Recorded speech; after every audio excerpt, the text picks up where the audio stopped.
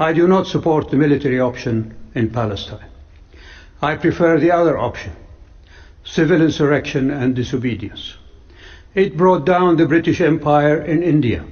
سعودی عربیہ کے prince Faisal Al Turki نے ایک امریکن یونیورسٹی میں تقریر کرتے ہوئے انہوں نے کہا کہ ہندوستان نے نان وائلنٹ طریقے سے برٹش امپائر کو ختم کیا. سعودیہ کی جانب سے ایک سٹیٹمنٹ آئی ہے کہ حماس کو کچھ سیکھنا چاہیے بھارت سے.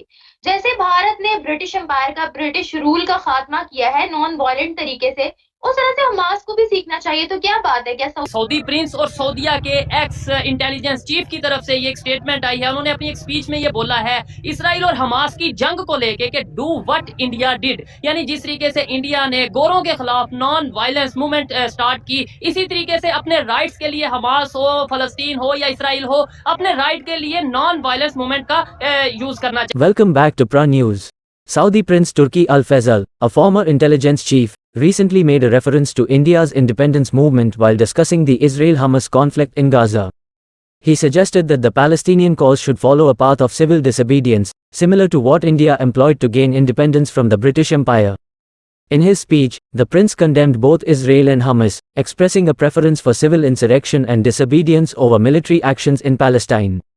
He emphasized that targeting civilians, regardless of age or gender, goes against Islamic principles and devalues Hamas' claims to an Islamic identity. The prince argued that Hamas's actions have given the Israeli government a moral advantage and an excuse to harm Gaza's citizens. Furthermore, Prince Turki Al Faisal stated that Hamas's attack has hindered Saudi Arabia's efforts to work toward a peaceful resolution of the Israel-Palestine conflict. Stay tuned to find out how Pakistan's media is reacting to these remarks.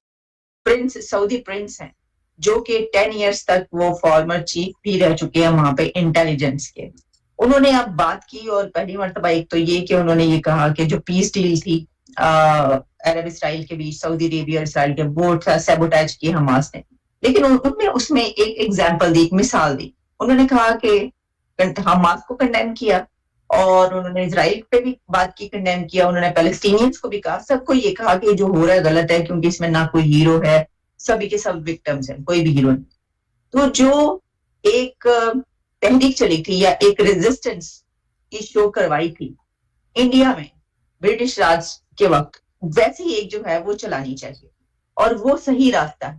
سعودی عربیہ کے prince Faisal Al Turki نے ایک American university میں تقریر کرتے ہوئے کہا کہ یہ جو حماس کا یہ اٹیک تھا اسرائیل پہ، جس میں انہوں نے سویلینز کے اوپر یہ حملہ کیا، عورتیں اور باقی جتنے بھی نان کمبیٹنٹس ہیں، بچے بھی اگر اس میں ہیں تو بالکل دیٹ از رانگ.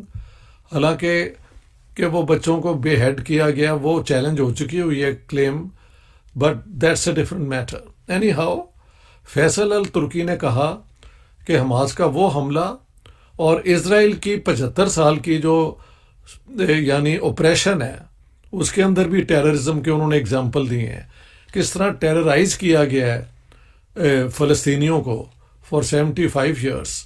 اور اس میں سے اس قسم کے ریئیکشن جو ہیں وہ اپنی جگہ کنڈیمیبل ہیں، but you have to put them in a context and try to solve the problem, بجائے کہ ایک حرکت ہوئی ہے تو اس کو ہی لے کے تو ایک ہتھیار کے طور پہ ڈبیٹ کے اندر استعمال کرنا چاہیں.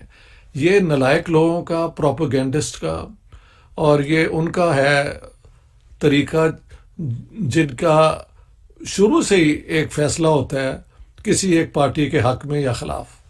جو ان کا پیغام ہے وہ سب سے زیادہ امپورٹنٹ بات کی. انہوں نے کہا کہ ہندوستان نے نان وائلنٹ طریقے سے برٹش امپائر کو ختم کیا. تو یہ جو گاندھین طریقہ ہے، فیصل الترکی کے اپنے الفاظ ہیں کہ ہندوستان نے اپنی آزادی کی جنگ نان وائلنٹ طریقوں سے پوری کی. انڈیا کی جینز میں ہزاروں سال سے یہاں کے لوگوں کے خون میں پیس کو ڈالا گیا. پیس کہنے سے نہیں آ جائے گا.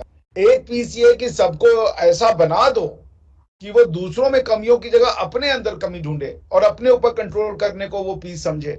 تو جو یہ دوسرا والا ماڈل ہے کہ دوسروں کو اپنے جیسا بناؤ اور پھر ان کو پھر یا تو کہو میرے نیچے آ جاؤ تو پیس ہو جائے گا, ہم میں سے بن جاؤ تو پیس ہو جائے گا, اور یا تو یہ طریقہ ہے کہ آپ کہیں کہ میرا خود سے ہی ہمیں پیس کرنا ہے.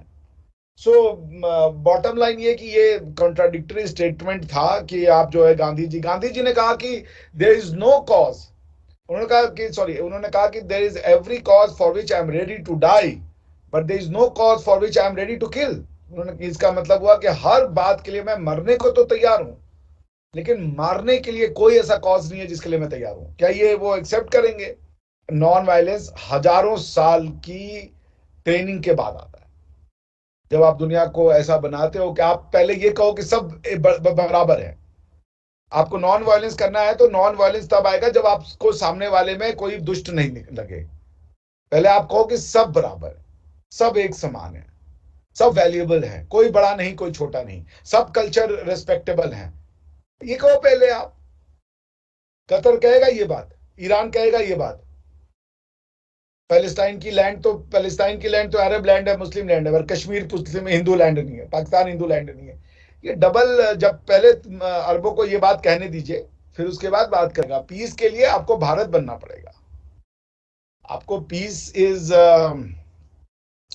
it's a tough thing, it doesn't come that easy. اس کے لیے مانسکتا بنانی پڑتی ہے.